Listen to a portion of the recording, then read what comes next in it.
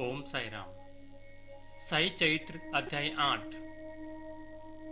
इस अध्याय में हम 3 वाड़े की कथा का वर्णन करेंगे। जैसा कि पिछले अध्याय में बताया जा चुका है कि किस प्रकार से श्री साई बाबा ने शिरडी का प्रथम आगमन हुआ था। श्री साई बाबा उस समय एक नीम के पेड़ के नीचे बैठकर तपस्या किया करते थे। बाद में नीम के पेड़ के इर्द गिर्द की भूमि हरि विनायक साठे ने खरीद कर वहाँ एक काफी बड़ा भवन बनाया, जिसे साठा वाड़ा के नाम से जाना गया। यह वाड़ा शिरडी में बाहर से आने वाले यात्रियों के लिए विश्राम स्थल था और वहाँ अक्सर भीड़ लगी रहती थी। नीम के पेड़ के नीचे चारों तरफ एक चबूतरा बनाया गया। उस चबूतरे पर भक्तजन उत्तर की ओर मुंह कर बैठा करते थे। चबूतरे के पास ही सीढ़ियों के नीचे दक्षिण की ओर एक छोटा सा मंदिर बना है। श्री साई बाबा के भक्तों की ऐसी मान्यता है, जो भक्त चबूतरे पर गुरुवार व शुक्रवार के दिन संध्या समय धूप अगरबत्ती आदि जलाते हैं, वे भगवान के कृपा पात्र बनते हैं तथा उनका जीवन सुखमय रहता है। साठेवाड़ा काफी पुराना होने के कारण जीर्ण अवस्था में था, जिसका जीर्णोद्धार श्री साई बाबा संस्थान शिरडी द्वारा करवाया गया।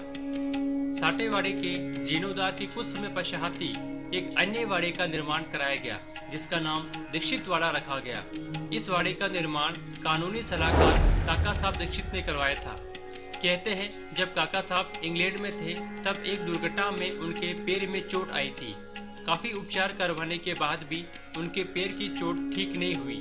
तब नाना साहब जादूगर ने उन्हें शिरडी जाकर श्री साई बाबा की कृपा पाने का फरमाइश दिया। उसके बाद काका साहब ने 1909 में शिरडी आकर बाबा के दर्शन कर उनके पैर के बदले मानसिक पंगुता को दूर करने की प्रार्थना की। श्री साई बाबा के दर्शन कर काका साहब परम सुखी हो गए। फिर उन्होंने स्थायी रूप से शिरडी में ही रहने का मन बना लिया। इसी दौरान उन्होंने इस वाड़े का निर्माण करवाया था। दीक्षित वाड़े का शिलान्यास 9 दिसंबर 1910 को किया गया था। उसी दिन 2 अन्य बातें भी हुई। पहले ये कि दादा साहब खारपड़े को घर लौटने की अनुमति बाबा से मिल गई थी।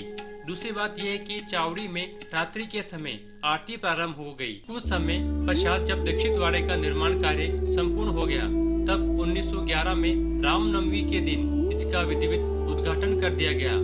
इसी तरह एक अन्य वाड़ा जो शाही भवन ही था का निर्माण नागपुर के सुप्रसिद्ध श्रीमंत बूटी ने करवाया।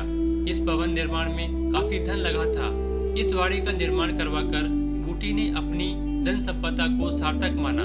श्री साई बाबा का समाधि मंदिर भी इसी स्थान पर है, इसलिए ये वाड़ा समाधि मंदिर के नाम से जग विख्यात है। जहाँ श्री साई बाबा का समाधि मंदिर है, वहाँ पहले एक बगीचा था।